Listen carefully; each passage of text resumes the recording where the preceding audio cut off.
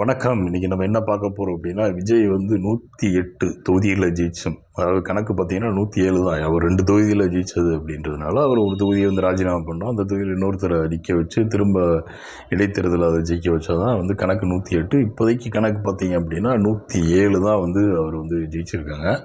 கிட்டத்தட்ட இன்னும் பார்த்தீங்கன்னா ஒரு 11 எம்எல்ஏக்கள் வந்து பெரும்பான்மைக்கு தேவை. 118 இடங்கள் வந்து கண்டிப்பாக வந்து ஒரு ஆட்சி அமைக்க வந்து தேவையான ஒரு எண்ணிக்கை. அறுதி பெரும்பான்மைன்றது அதுதான்.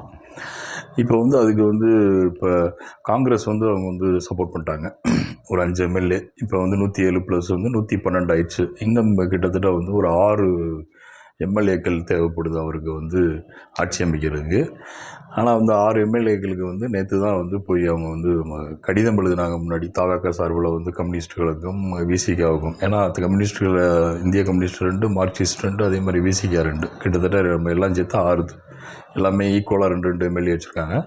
இப்போ 6 இந்த 6 பேர் உங்களுக்கு சப்போர்ட் பண்ணுறாங்க அப்படின்ற பட்சத்தில் வந்து ஆட்சி வந்து அமைக்கப்படும்.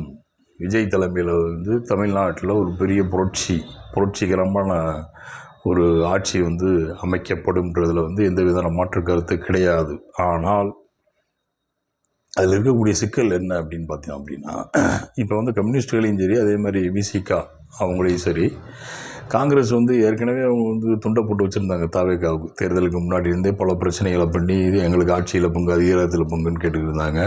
ஒரு பக்கம் விஜய் தரப்பில் வந்து காங்கிரஸ் தலைமை சார்பாக வந்து பிரவீன் சக்கரவர்த்தி தொடர்ந்து பேச்சுவார்த்தை நடத்திட்டு இருந்தார்.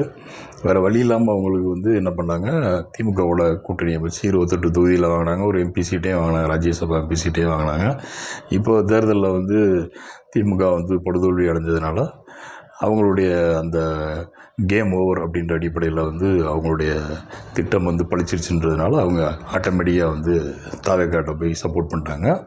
தொடர்ந்து இப்போ மட்டும் சப்போர்ட் கிடையாது. தொடர்ந்து அடுத்து வரக்கூடிய மாநிலங்களவை தேர்தல், அடுத்து வந்து மக்களவை தேர்தல், அதுக்கடுத்து நடக்கக்கூடிய சட்டப்பேரவை தேர்தல்ட்டு தொடர்ந்து நாங்கள் வந்து அதாவது ஆதரவு கொடுப்போம் அப்படின்ற அடிப்படையில் வந்து அவங்க வந்து களமாட ஆரம்பிச்சிட்டாங்க. இப்போ என்னென்னா, இப்போ காங்கிரஸ் அங்கே போயாச்சு, திமுக கூட்டணியை உடைஞ்சிருச்சு. திமுகவில் காங்கிரஸ் மட்டும் போயிருக்கு. இப்போ அடுத்து வந்து கம்யூனிஸ்ட்டுகளும் அதே மாதிரி விசிகாவும் போகிறதுக்கு தயாராகி விட்டார்கள்.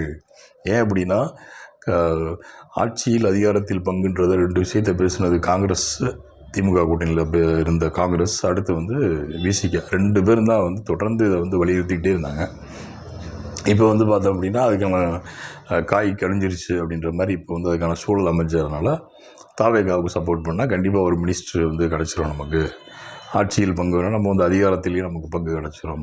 ஆனால் கம்யூனிஸ்ட் வந்து அந்த மாதிரி அமைச்சரவையில் வந்து பங்கெடுப்பாங்களா இல்லையான்றது தெரியாது. அப்போ அது 99% அவங்க பங்கெடுக்க மாட்டாங்க. வெளியிலேருந்து ஆதரவு அப்படின்னு சொல்லிட்டு அவங்க வந்து ஆட்சி ஒவ்வொரு விஷயத்தையும் அவங்க வந்து அவங்க பிரதானமான கொள்கைகள் இருக்குல்ல, தொழிலாளர் விரோத நடவடிக்கை அப்படின்னு ஒன்று நடந்துச்சு அப்படின்னா அங்கே வந்து குரல் கொடுப்பாங்க. அதாவது அடித்தட்டு மக்களுடைய பிரச்சனைகளுக்காக அவங்க வந்து குரல் கொடுத்துக்கிட்டே இருப்பாங்க. அதனால் வந்து இது வந்து எப்படின்னா ஒரு தூண்டில் போட்டு வச்சுக்கிட்டே இருக்குது. ஆமாம், அந்த தூண்டில் வந்து கரெக்டாக வந்து இப்போ விஜய் தலையில் போட்டு வச்சுருக்காங்க. இந்த 3 கட்சிகளுமே கண்டிப்பாக அந்த 3 கட்சியுமே வந்து ஆதரிக்கும். அதில் எந்த விதமான மாற்றமும் இல்லை. இதில் என்னென்னா, இப்போ 118 தான் இருந்தால் தான் நான் வந்து நீங்கள் வந்து விஜய் வந்து பதவி வைக்கிறதுக்கு நான் வந்து ஆதரவு அனுமதி கொடுப்பேன்னு சொல்லிகிட்டு இருக்காருல நம்மளுடைய கவர்னர். ஆனால் சட்டப்படி பார்த்தோம் அப்படின்னா அவர் சைடில் இருக்கக்கூடிய நியாயங்களை வந்து அவர் பேசிக்கிட்டு இருக்கார். அதாவது இப்போ வந்து 112 எம்எல்ஏக்கள் வந்து ஆதரவு கொடுத்துருக்கீங்க, ஆதரவு எண்ணிக்கையை காட்டியிருக்கீங்க, இன்னும் 6 எம்எல்ஏக்கள் காட்டுங்க. ஏன் அப்படி நான் காட்டாமல் உங்களை வந்து பதவி பிரமாணம் வைக்கக்கூடிய பட்சத்தில் குதிரை பேரம் நடக்கும் அப்படின்றதான் அவர் வந்து சொல்லக்கூடிய பிரதானமான காரணமாக இருக்குது. இதை வந்து கண்டிப்பாக வந்து குதிரை பேரம் வந்து ஏற்கனவே தொடங்கி நடந்துக்கிட்டே இருக்குது. அதனால தான் வந்து அதிமுக எம்எல்ஏக்கள் பார்த்திங்கன்னா பாண்டிச்சேரியில் போய் ஒரு ரிசார்ட்டில் தங்க வச்சு 10ஆம் தேதி வரைக்கும் நீ எங்கேயும் போகக்கூடாது, சென்னையில் வந்து நாங்கள் சொல்கிற வரைக்கும் நீ அங்கேருந்து வரக்கூடாதுன்ற மாதிரி நேற்று போய் இபிஎஸ்லாம் போய் பேசிட்டு வந்துட்டாங்க. ஏன் அப்படின்னா, அதிமுக அந்த தாவேக்கால இருக்கக்கூடிய செங்கோட்டையனும் சரி, யாதவ் ஒரிஜினாலும் சரி, ஒரு எம்எல்ஏவுக்கு 50 கோடி வரைக்கும் வந்து பேரம் பேசிக்கிட்டு இருக்கதா தகவல் போயிட்டுருக்கு. அது வந்து கண்டிப்பாக நடக்கும். ஏன்னா வந்து அவங்களுக்கு 6 எம்எல்ஏன்னா 10 எம்எல்ஏ வரைக்கும் அவங்க கேட்பாங்க. ஏன்னா 118ஓடு நிறுத்த முடியாது. ஏன்னா அதில் ஒரு ஆள் வந்து பிரச்சனை பண்ணாலுமே வந்து ஆட்சிக்கு பிரச்சனையாகும். அதனால் வந்து கிட்டத்தட்ட 120க்கு மேலே 122 125 எம்எல்ஏக்கள் இருந்தால் தான் வந்து ஒரு ஸ்டெபிலிட்டி இருக்கும். யாராவது 2 பேர் பிரச்சனை பண்ணலாம், 2 கட்சிகள் பிரச்சனை பண்ணாலும் சரி, ஒரு கட்சி பிரச்சனை பண்ணாலும் சரி, இந்த ஆட்சி வந்து தொடர்றது கஷ்டம். அதனால் வந்து திரும்ப ஒரு கோவத்தூர் 2.0ன்ற மாதிரி அங்கே வந்து பாண்டிச்சேரியில் வந்து அங்கே போய் அதிமுக எம்எல்ஏக்களை வந்து முகாமிட்டு வச்சுட்டாங்க. இது ஒரு பக்கம் நடந்துகிட்ருக்கப்போ வந்து ஆளுநர் வந்து பார்த்திங்க அப்படின்னா அவர் சைடு வந்து பண்ணக்கூடிய விஷயங்கள், அதாவது குதிரை பேரத்தை தடுக்கிறதுக்கு நான் அதை பண்ணுறேன் அப்படின்னு நம்ம வந்து எடுத்துக்கிட்டாலுமே சில ஏற்கனவே இருந்த சம்பவங்கள் அடிப்படையில் அதாவது எஸ்ஆர் பொம்மை கேஸை சொல்லுவாங்க, 1992 நடந்த கேஸு. இதே மாதிரி தான் பெரும்பான்மையை வந்து நிரூபிக்கணும்னு சொல்லி சிக்கல் வந்தப்போ வந்து உச்சநீதிமன்றம் என்ன சொல்லிச்சு, ஆளுநர் மாளிகை வந்து இதுக்கான அதிகாரம் படைத்த இடம் கிடையாது, அது வந்து சட்டப்பேரவையில் தான் பெரும்பான்மையை நிர்வகிக்க வேண்டிய இடம் அப்படின்னு வந்து தெளிவாக சொல்லிட்டாங்க. இதுக்கு முன்னாடி என்ன பண்ணுவாங்கன்னா, ஆளுநர் மாளிகையில் எல்லா எம்எல்ஏவும் எனக்கு வந்து இவ்வளோ பேர் ஆதரவு கொடுக்குறாங்கன்னு சொல்லிட்டு எல்லா எம்எல்ஏயும் கூட்டம் வந்து அங்கே வந்து நிறுத்தி பெராடு பண்ணுவாங்க. அந்த இதை வந்து தடுத்தது அந்த கேஸ் மூலியமாக தான் தடுத்துச்சு. அதே மாதிரி வந்து 2017 பார்த்திங்கன்னா எடியூரப்பா கர்நாடகாவில் அங்கேயும் வந்து அவருக்கு பெரும்பான்மை இந்த மாதிரி சிக்கல் வரும்போது சுப்ரீம் கோர்ட்டு ஆளுநர் வந்து 15 நாள் டைம் கொடுத்தாரு. சுப்ரீம் கோர்ட் வச்சு ஒரே நாள் டைம் கொடுத்து உடனே நிரூபிக்கணும்னு சொன்னாங்க. இந்த மாதிரி சுப்ரீம் கோர்ட்டு கொடுத்துக்கூடிய இந்த 2 வழக்குகள் தீர்ப்புமே தெளிவாக இருக்குது. ஆளுநருக்கான அதிகாரம் வந்து அரசியலமைப்பு சட்டத்தில் வந்து நீங்கள் பெரும்பான்மை நிரூபிக்க கேட்க வேண்டிய அவசியம் இல்லை. எந்த கட்சி அதாவது அதிக எண்ணிக்கையில் ஜெயிச்சிருக்காங்களோ அவங்கள நீங்கள் வந்து ஆட்சி அமைக்க ஃபஸ்ட்டு நீங்கள் வந்து அவங்க உரிமை கோரும்போது நீங்கள் அனுமதி கொடுக்கணுன்றது தான் வந்து அரசியலமைப்பு சட்டத்தில் இருக்கக்கூடிய விஷயத்தை சுட்டி காட்டி உச்சநீதிமன்றம் வந்து தெளிவாக வந்து உத்தரவுகளை வந்து பிறப்பிச்சிருக்கு.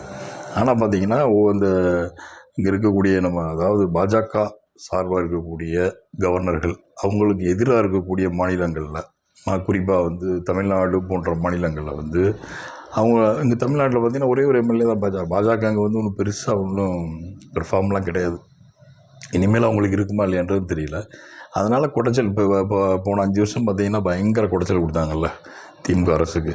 சட்டப்பேரவையில் வந்து ஒவ்வொரு முறையும் வந்து பார்த்திங்க அப்படின்னா கவர்னர் உரை ஒவ்வொரு வருஷமும் கவர்னர் உரையில் ஆரம்பிக்கும் போது தேசிய கீதம் பாடலின்னு சொல்லி வெளிநடப்பு பண்ணுறது, அதேமாதிரி சில வார்த்தைகள்லாம் நான் படிக்க மாட்டேன்னு சொல்லி வந்து அவர் வந்து புறக்கணிக்கிறது, இவங்க வந்து உடனே அதுக்கு தீர்மானம் போட்டு அது வந்து அவை குறிப்பில் வந்து தூக்குறேன்னு சொல்கிறது, அதே மாதிரி மசோதாக்களை பாஸ் பண்ணி காமிச்சா பல மசோதாக்களுக்கு வந்து கையெழுத்து போடாமல் வந்து நிறுத்தி வைக்கிறது. இந்த மாதிரி ஒவ்வொரு முறையும் இவங்க வந்து சுப்ரீம் கோர்ட்டில் போய் அங்கே வந்து வாதாடி அங்கேருந்து உத்தரவுகளை பெற்று தான் வந்து பல விஷயங்கள் வந்து இங்கே வந்து பண்ணாங்க. ஆனால் அந்த அவ்வளோ கட்ஸ் வந்து நம்ம தாவேக்காவுக்கு இருக்குமான்னா இல்லை. ஏன்னா அந்த ரிசல்ட் வந்து இன்னையோடு சேர்த்து 4 நாள் ஆச்சு. 4 நாளாகி 2 தடவை போய் ஆட்சி அமைக்க உரிமை கோரிட்டார் விஜய். இருந்தாலும் பார்த்தீங்கன்னா கவர்னர் வந்து விடாப்பிடியாக வந்து 118 பேரை வந்து நீங்கள் காட்டினா தான் உங்களுக்கு நான் வந்து அனுமதி கொடுப்பேன், அதாவது பதவி பிரமாணமே செஞ்சு வைப்பேன்றதில் வந்து உறுதியாக இருக்கார். அப்படின்னா பாஜக வந்து அருமையான ஒரு பிளே வந்து பண்ணிகிட்ருக்காங்க கவர்னர் மூலியமாக. விஜயை வந்து ஆட்சி அமைக்க வைக்கக்கூடாதுன்றதில் வந்து அவங்க தெளிவாக இருக்காங்க. இன்னொன்று வந்து இப்படியே நாள் கடத்தும் போது இன்னும் குறிப்பிட்ட நாட்களில் வந்து டைம் முடிஞ்சு போயிடும். சட்டப்பேரவையை வந்து திரும்ப கூட்டுறதுக்கான டைம் முடிஞ்சிடும். அப்போ என்ன ஆட்டோமேட்டிக்காக கவர்னர் ஆட்சியை கொண்டு வந்து குடியரசுத் தலைவர் மூலிமா குடியரசுத் தலைவர் ஆட்சியை கவர்னர் பரிந்துரையின் பேரில் குடியரசுத் தலைவர் ஆட்சியை வந்து இங்கே அமல்படுத்திட்டு 6 மாதம் குடியரசுத் தலைவர், அதுக்கப்புறம் வந்து திரும்ப வந்து எலெக்ஷன் அப்படின்ற வந்து ஒரு இதை வந்து கொண்டு வர்றதுக்காக தான் அந்த இவ்வளோ வேலைகள் வந்து இப்போ வந்து மத்திய பாஜக அரசு வந்து கவர்னர் மூலியமாக செஞ்சுக்கிட்டு இருக்கு. அதனால் மீண்டும் ஒரு தேர்தலை சந்திக்க நாம் தயாராகும் அப்படின்ற ஒரு கட்டத்தை தான் இன்றைக்கி வரைக்கும் இருக்கக்கூடிய ஸ்டேட்டஸ் வந்து நமக்கு காட்டுது. நன்றி, வணக்கம். சப்ஸ்கிரைப் பண்ணாத நண்பர்கள் வந்து சப்ஸ்கிரைப் பண்ணுங்கள்.